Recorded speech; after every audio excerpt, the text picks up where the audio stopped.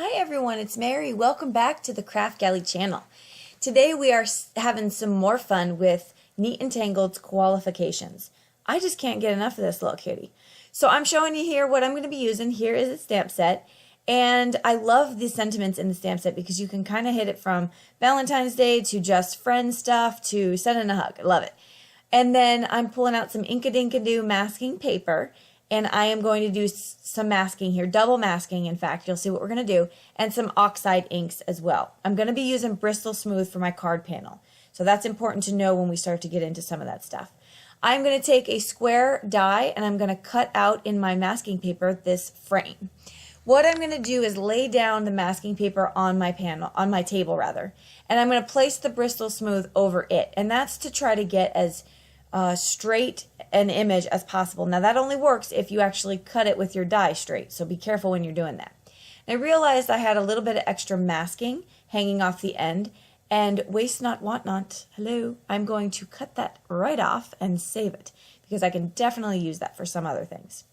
So once I get that all down, I'm going to press down my masking paper and I am going to stamp my image with some VersaFine Onyx Black ink. Now he is going to be sort of peeking out of this Polaroid picture. Believe it or not, I could not recall what that was named, so I had to sing the song. Do you remember that song, Shake It Like a Pol? Okay, anyway. So I had to stamp him out on some Post-it notes paper and then also another Bristol Smooth. Here is my well-loved stamp chamois from Lawn Fawn. I know I need a new one. Got it. I need a new one. Okay, so here we go. I am heat setting this with some clear embossing powder. Now you notice it peeled up a little bit, but I just pressed that down and there was no harm, no foul there. Here I almost forgot my mask for my koala head, and that would have been super tragic. So I'm so glad that I remembered to do that. And then I go back to start or finish up my ink blending. This is, like I said, Bristol Smooth paper, and so when you're using Bristol Smooth with Distress Oxides or any Distress ink really, and also Zig clear brush markers, you're going to want to use this paper because of the blending that you get. All right, so I'm going to take a page here from J. Mac's Playbook. That's Jennifer McGuire, in case you didn't know. I so lovingly dubbed her. And I am going to stamp out some hearts from the stamp set rather, and that's going to go in the background. So here I have my little guy all masked out, looking so cute. And on a separate piece of Bristol, I am stamping out the banner that he's going to be holding. So we'll show you that in a minute. I go back and forth between the two because I want them to dry and I don't want to waste time. So if you wonder why I'm doing that.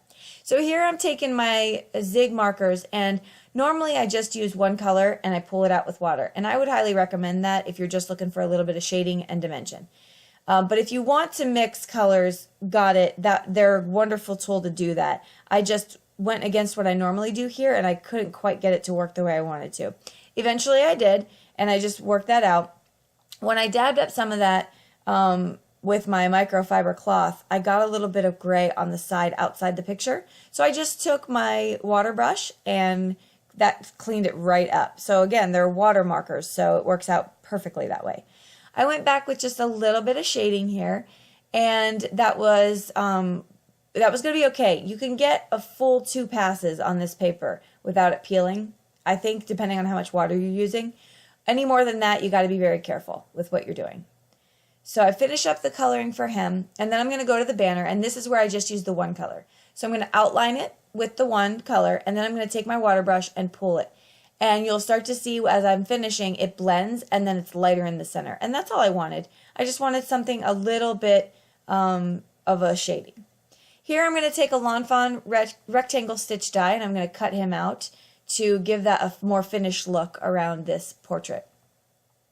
And then I'm going to fussy cut my banner. Remember to, if you're going to do this, to fussy cut his little hands as well, because he is going to look like he's coming out of the picture with the banner. Here I have some 3M foam mounting tape, and I took off both releases of that paper so that I could bend it. Because this banner is bent like an S, I wanted to make sure that that was easy to do. And then I'm going to place him down on top of where he would be holding his banner. All right, and so there you can see I have him kind of reaching out through the portrait.